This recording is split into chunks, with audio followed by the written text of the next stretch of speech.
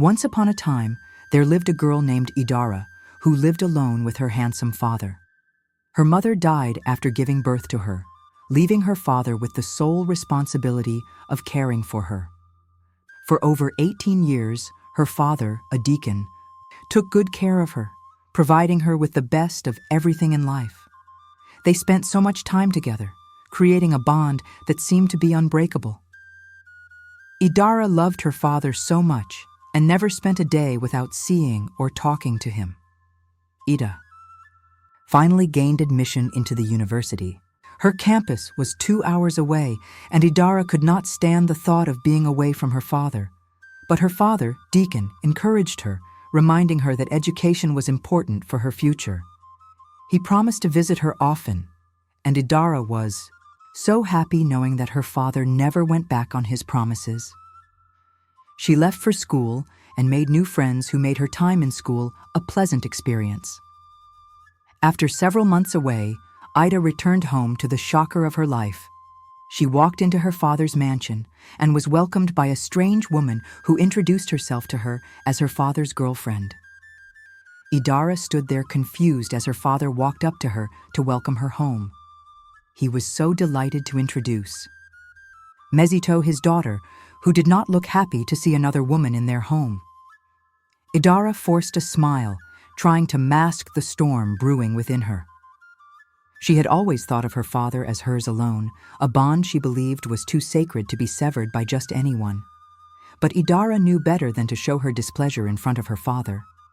She faked her smile as she warmly spoke to Mezi, who was so delighted to see how happy she looked. What Mezi did not know was that beneath the smile was a brewing storm of anger and resentment which Idara was trying so hard to hide.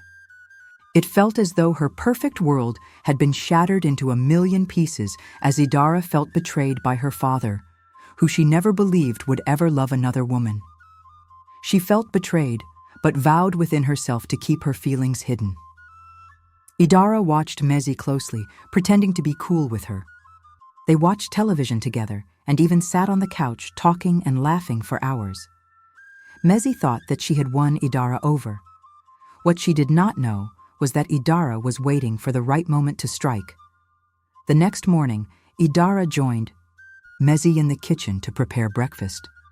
It was a tense atmosphere as Idara tried to keep her composure. She knew she had to act soon to protect what she believed was rightfully hers. It was a lovely morning, and her father had asked for some yam and egg sauce. Mezi, who was an excellent cook, was preparing the sauce when Idara entered to see what she was doing. "I see you're cooking," Idara said to Mezi, who smiled and told her she was making her father's favorite dish. Idara saw this as her chance to sow seeds of discord between them. She started a conversation with Mezi, asking why she had chosen to stay with her father. Mezi blushed as she shared all the wonderful reasons why she had decided to remain with him. Idara could feel her anger rising.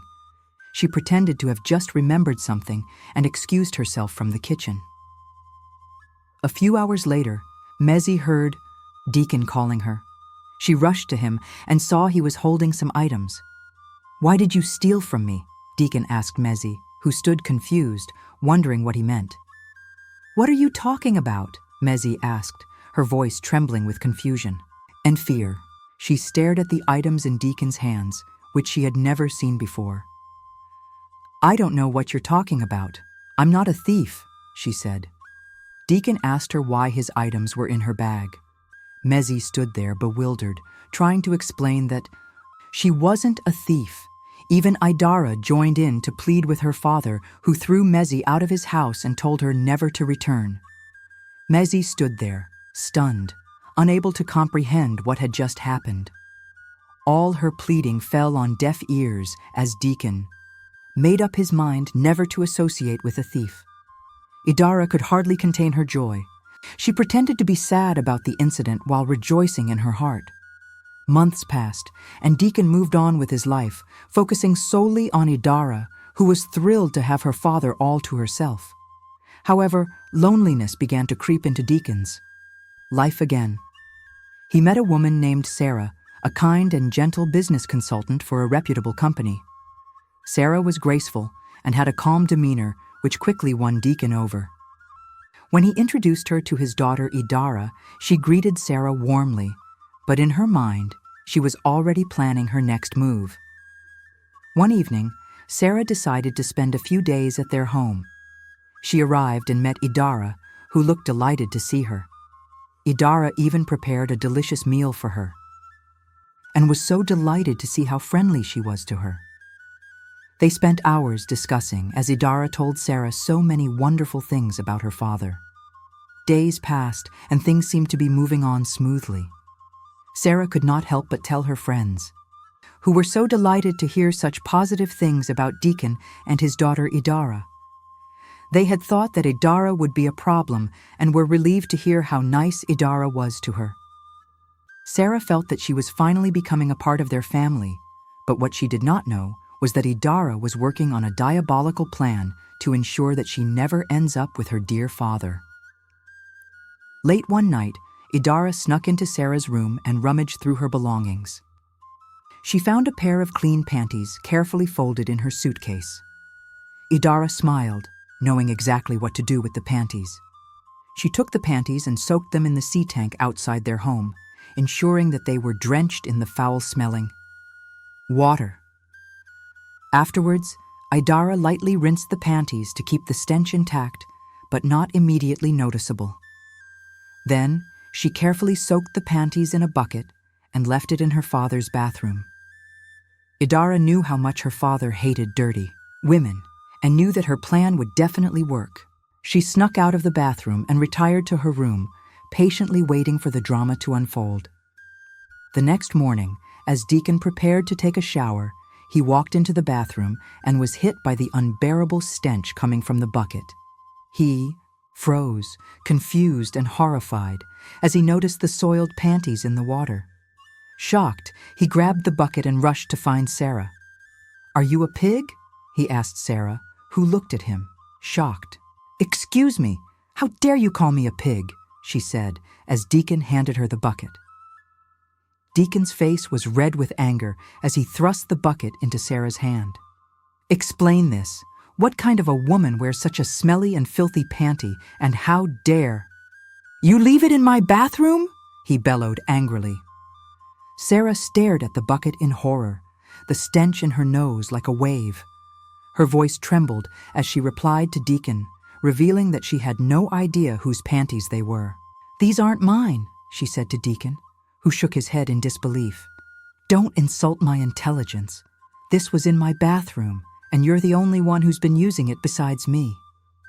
Sarah's eyes filled with tears as Deacon ordered her to leave his home and never return. Idara rushed out and acted shocked. "Father, what's the problem?" she asked as she held her nose with her hands, asking where the stench was coming from. "Did the rat die in the house?" Idara asked her father, who revealed to her all that happened. Idara stood there and watched as Sarah packed her things and left in shame. She comforted her father, assuring him that one day he would find the perfect woman for him. Deacon shook his head in agreement as he walked off to his room, not knowing that Idara was the one behind all the terrible things that had been happening. Months passed, and once again Deacon found himself longing for companionship. His loneliness was undeniable, and despite his daughter's presence in their home, he desired the company of a partner. One day, while coming out from the barber shop, Deacon met a very beautiful woman named Yong. She was a strong-willed and confident woman who had an air of grace that immediately won his heart. Yong was so different from the other women that Deacon had been with in the past. She was observant, calm, and not easily intimidated by anyone. When he introduced her to Idara, Yong smiled warmly, but the moment their eyes met, she could sense the storm that was brewing behind Idara's charming facade. "I've heard so much about you, Dar," Yong said kindly. "And I've heard so much about you too," Idara replied sweetly, though her mind was already plotting on how to get rid of her. In the days that followed, Idara studied Yong closely. She fed her friendship whilst thinking of the best way to get rid of her. Idara snuck into her father's room with a calabash tied with a red cloth. She put her father's picture inside the calabash as well as other strange objects to make it look suspicious, then hid it under her father's table. Idara did this to make her father suspect that Yong was into witchcraft. She quietly snuck back to her room, waiting for the commotion that would ensue once her father discovered the calabash under his table. Hours passed, and Idara overheard her father yelling angrily in his room. She rushed to check if her plan had worked and met her father, who looked extremely angry at her. "Is this what I sent you to the university to do?" he asked Idara, who stood there confused as her father handed her an image of herself in a club, holding a bottle of alcohol as she danced provocatively with some strange boys. Idara was so ashamed of herself. She began to apologize to her father, who walked out on her feeling so disappointed. Idara could not believe how things had turned on her.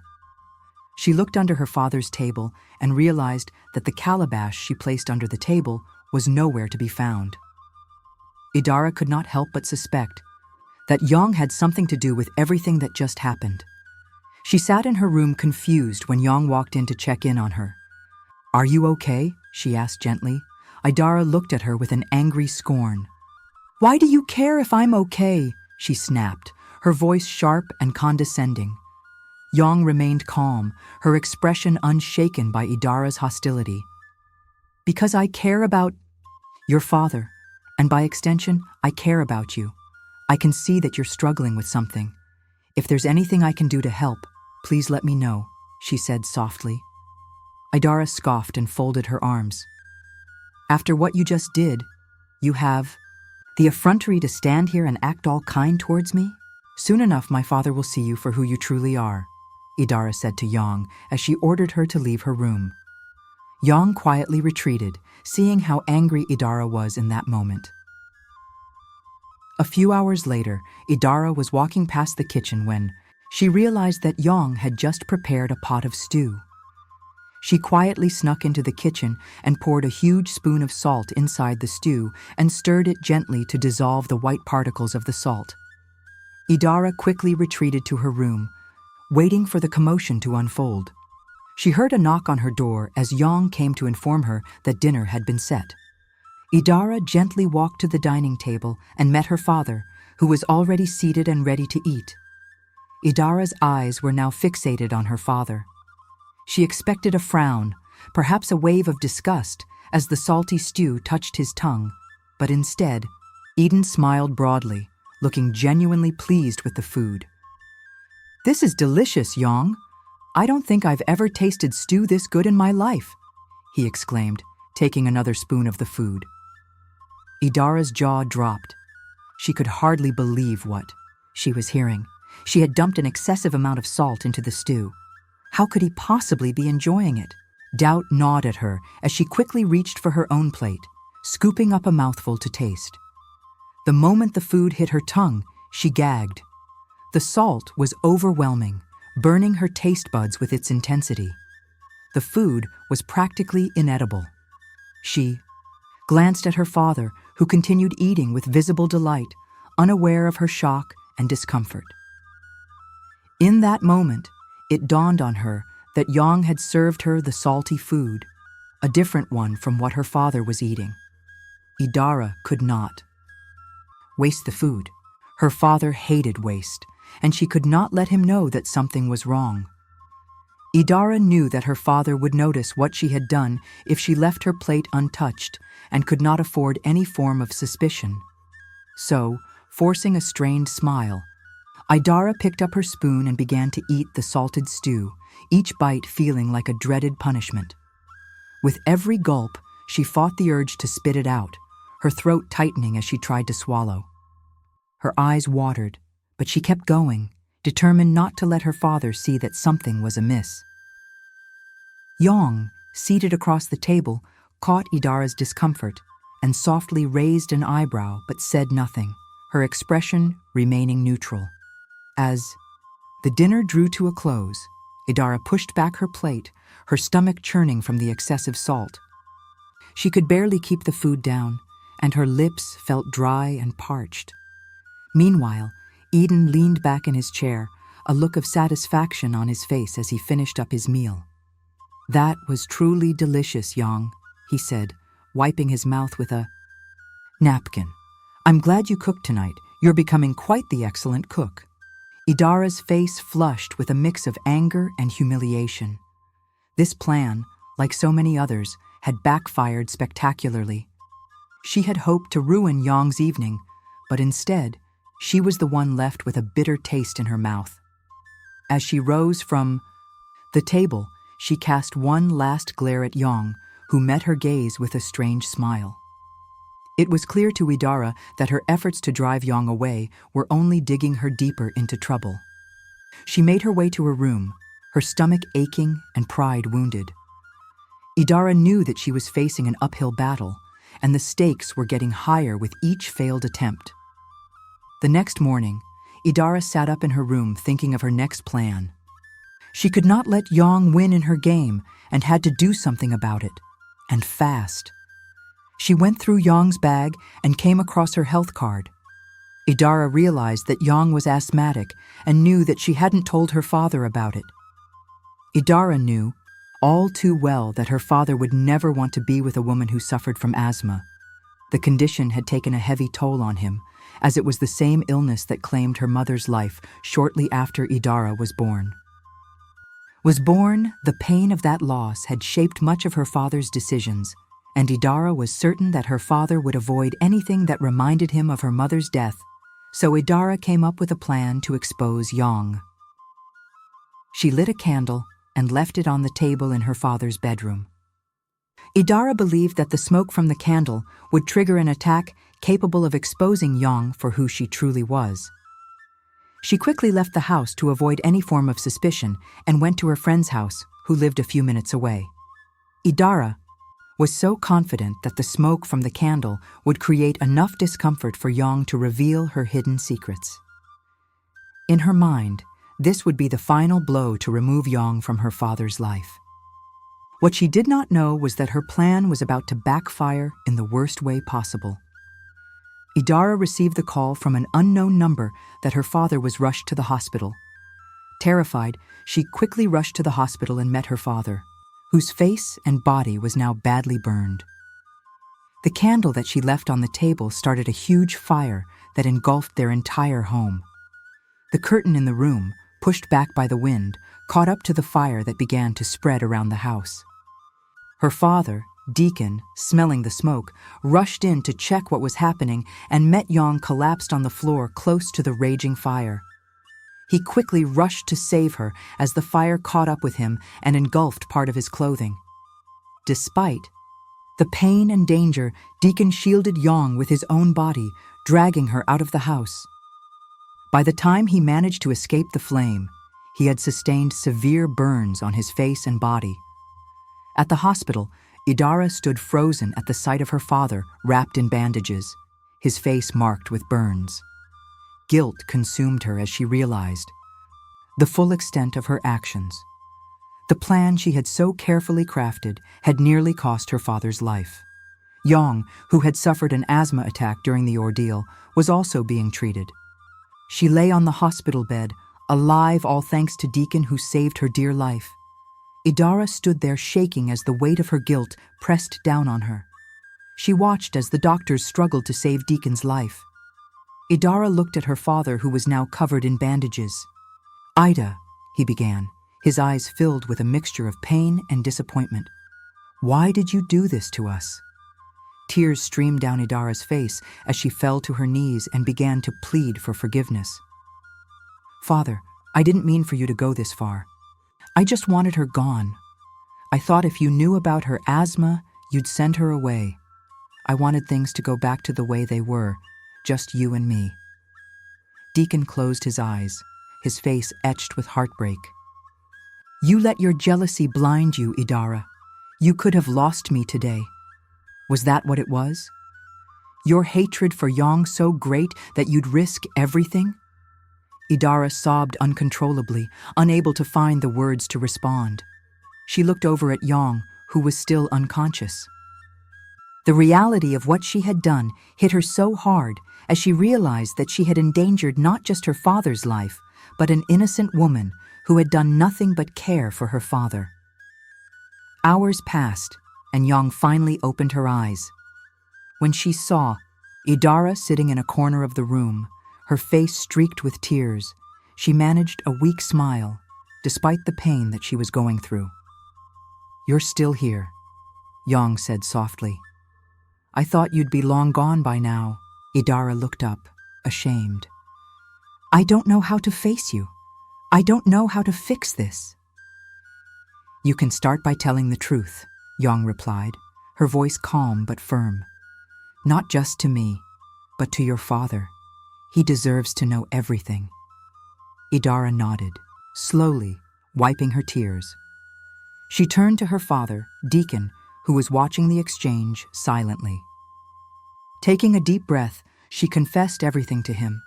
How she had sabotaged his previous relationships with Mezi and Sarah, how she had also planted evidence to frame them, and how she had set the fire to expose Yang's asthma. When she was done, the room was heavy with silence. Deacon's face was unreadable, but his eyes held the sadness that pierced Idara's heart. "I don't even know what to say to you, Idara," Deacon said finally, his voice trembling with emotion. "You've betrayed me in ways I never thought possible. But more than that, you've hurt people who didn't deserve it, all because you couldn't share my love." "I'm so sorry, Father," Idara whispered. "I'll do anything to make it right. I'll spend the rest of my life making it up to you." Deacon sighed deeply. "Sorry isn't enough, Idara. You need to change, and change doesn't happen overnight. You've caused so much pain, but I hope that this is the wake-up call you need to become a better person." Turning to Yang, Deacon apologized. "I'm sorry. For everything you've been through because of us, you don't deserve this." Yang smiled faintly. "Love is mercy, Deacon. Families are even mercier. I just hope we can heal from this together." In the weeks that followed, Idara began to make amends. She apologized to Mezi and Sarah, admitting her wrongdoings and seeking their forgiveness. She also attended therapy to address her deep-seated fears and jealousy, determined to become a better version of herself.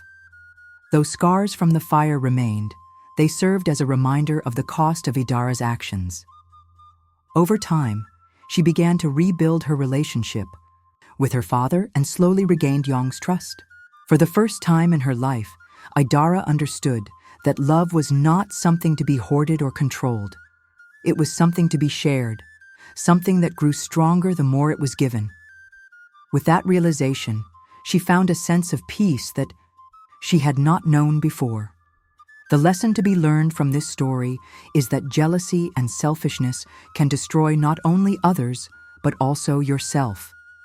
Learn to respect the choices of others, and do not let selfishness drive you into ruining the lives of others. Relationships are built on trust, understanding, and mutual respect, and attempting to manipulate or sabotage them only leads to pain and regret. Also, no matter how far down a destructive path you've gone, the journey to healing begins with honesty and the willingness to change. It can never be too late to learn from mistakes and start afresh.